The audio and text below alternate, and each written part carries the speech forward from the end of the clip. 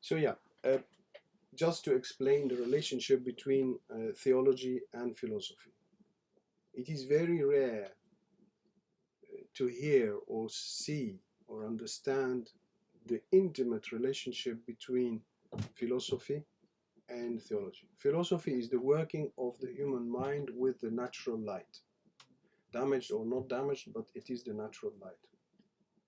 We don't let directly the light of faith to interfere. For instance, we will never talk, for instance, about creation in philosophy because creation involves faith.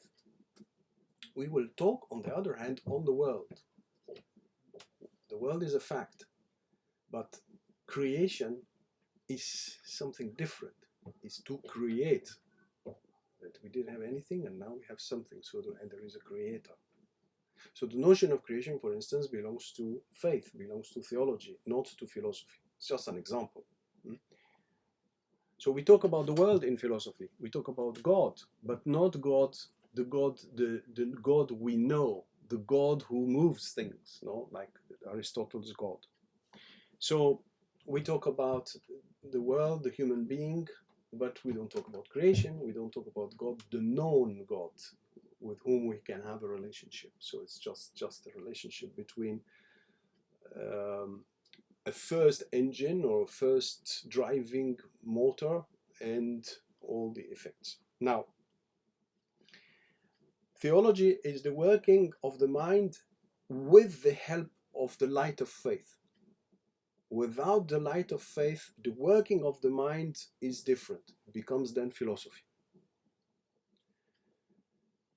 This is the general light of faith, and between an author and another, you could have more light or less light, depending on the faith of this person and how this person has a developed spiritual life. Now, it is the same mind here and there, working in philosophy and working in theology. But here it works with the help of the general, of the mind, the natural light of the mind, and here it works with extra light, light of faith, the initial one, or deeper, or deeper, or deeper. Then it becomes spiritual theology or mysticism. Okay. Now, when we study in the church theology, we usually have to study philosophy before. People can have different explanations for that. But one of the main explanations is the importance and the influence of learning how the mind works properly. What do we study in philosophy in general? We study the functioning of the mind, how the mind apprehends reality. We study what is being, the being per se. I won't give a lesson on philosophy, but I'm trying to show that in philosophy you learn the basic functioning of the mind, which is extremely simple, but our mind is so complicated that we don't see the normal natural functioning of the mind. Now, there are different types of philosophies, and it is not any philosophy that is compatible with faith, but not only compatible, but its working is correct. So the explosion of philosophies occurred after, in the church, occurred after the First and Second World War, and more so with the freedom we thought we had after Vatican II. So all sorts of philosophies started to be taught without any questioning of their validity. So any trendy philosophy was taken on board and studied and so forth. But this question should be addressed. Is any philosophy not only compatible, but works properly, helps the mind to work properly, and reaches the being of what we can observe with the senses? This is why this great man decided to say, okay, in order to heal the mind of the youth in the 70s and the 80s, they need to study Aristotle and the philosophy of Thomas Aquinas.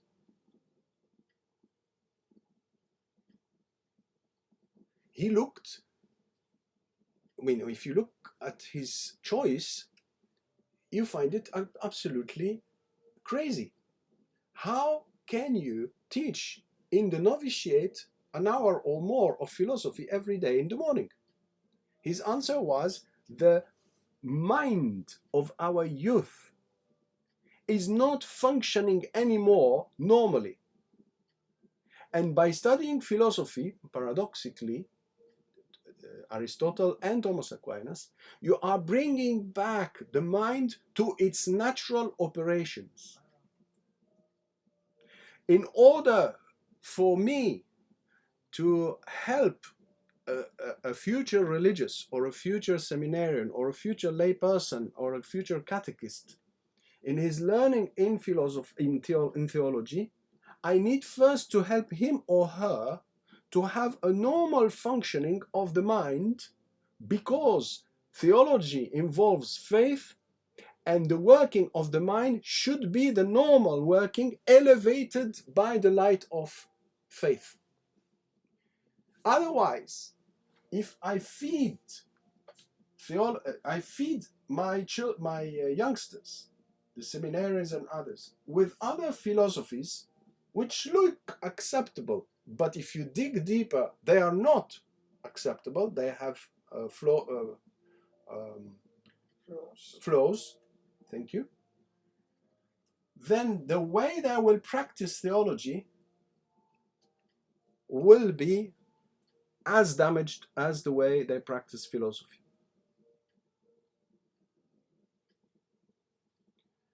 There are things in philosophy that a not normal functioning of the mind will not see.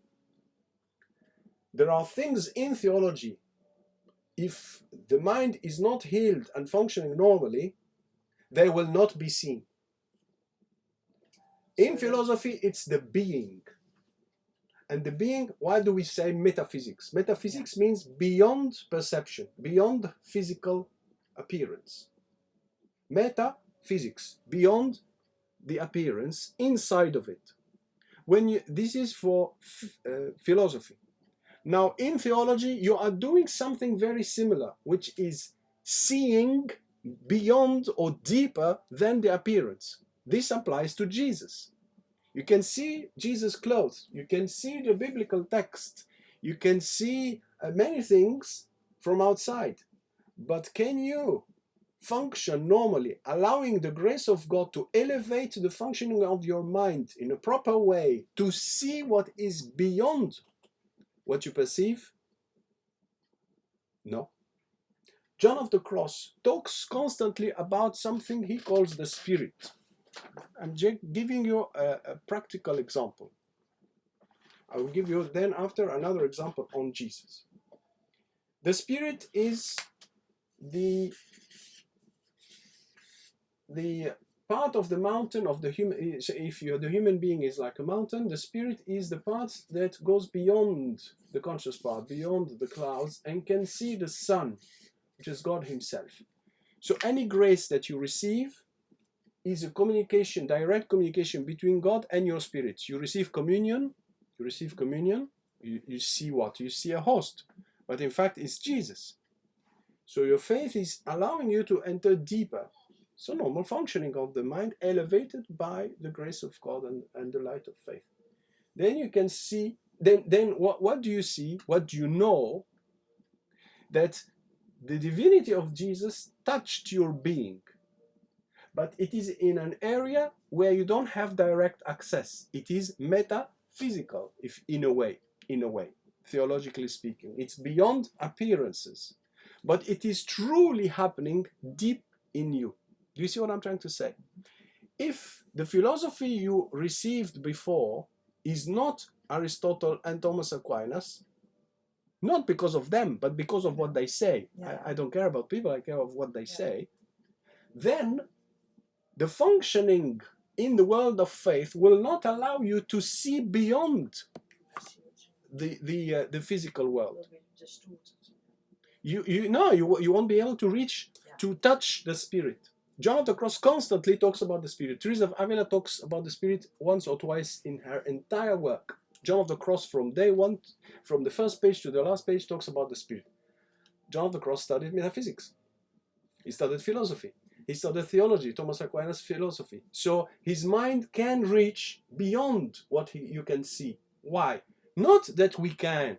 It's the functioning of the mind is proper, then it is elevated properly, and then reaches an area that neither you or me can see without the faith. I'll give you another example to show you how philosophy affects theology. Jesus has a spirit in his human nature. Who talks about it? Everybody talks about Jesus' soul. But Jesus' spirit, it's not the Holy Spirit. I'm talking about Jesus' spirit, which is the tip of his soul. The tip of his soul contemplates his own divinity. In Thomas Aquinas, it's called mens, M-E-N-S, mens in Latin. In English, you can say spirit, you can say heart. In the Greek language, you can say nous, nu-o-u sigma, nous. Now, till modern times, before the invasion of the other philosophies, the church believed that Jesus was, in his human nature, contemplating his own divinity. We call this, Thomas Aquinas calls this, comprehensor. Comprehensor means he contemplates, he comprehends or contemplates better his own divinity. So you see where I am? It's very deep. So we say that Jesus has had the beatific vision here on earth, not after death. You say yes, but almost no theologian today accepts it. Some Dominicans, but they are a minority. Some, they are a minority. While till our times, before that, everybody believed in that. You see what I'm trying to say? So why we can't? Can you say that again? Jesus accepted. Now, what did you say? What did you just say now? Jesus, soul. In the depth of his being, his spirit is contemplating constantly his own divinity.